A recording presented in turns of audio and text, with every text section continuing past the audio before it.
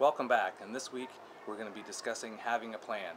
So it's been about a month now since we started the fitness challenge, and we've all picked our goals at the beginning, but the question is, did you come up with a plan to help you get to the goals that you've set aside for yourself during this 6-month fitness challenge that we've presented to everyone? If you don't have a plan, you might find yourself running around feeling like you're, a chicken with his head cut off, or no sense of direction. So having a plan in place is critical. So if you haven't taken the time to create a plan for how you're going to achieve those goals, now's a good time to start. And when you're building on that plan, think of it as being a SMART plan, where it's specific, measurable, attainable, realistic, and timed.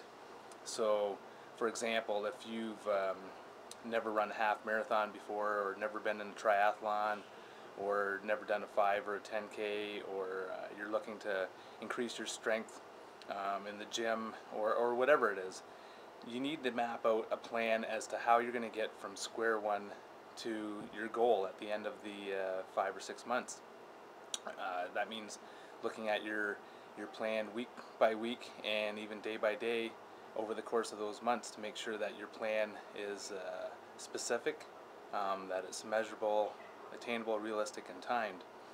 Now, a good way to go forward if you're looking at building for an endurance event, for example, is to say, okay, I'm running 4 days a week.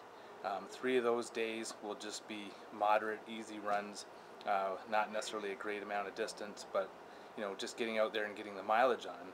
And 1 day a week, probably on the weekend when you have more time, you would increase that distance or duration of time gradually over the weeks and months ahead, so that you would eventually get from where, say, maybe you're only able to go out and do 30 minutes or 2 or 3 miles initially, to where you can get up to the full 13 miles or 20 kilometers by the end of the program. So that's where a plan comes into place. It helps keep you on track. It lets you look back and reflect and see if what you're doing is the kind of progress that you need in order to meet your goal.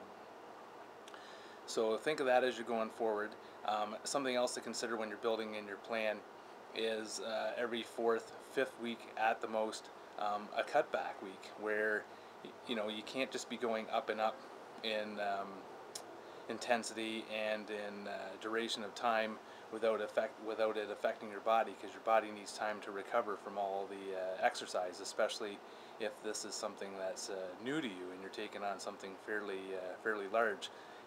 Remember this: the bigger the challenge, and the less prepared you are, or the less accustomed to the fitness level that you're trying to reach, the greater the fall if you don't build in proper recovery.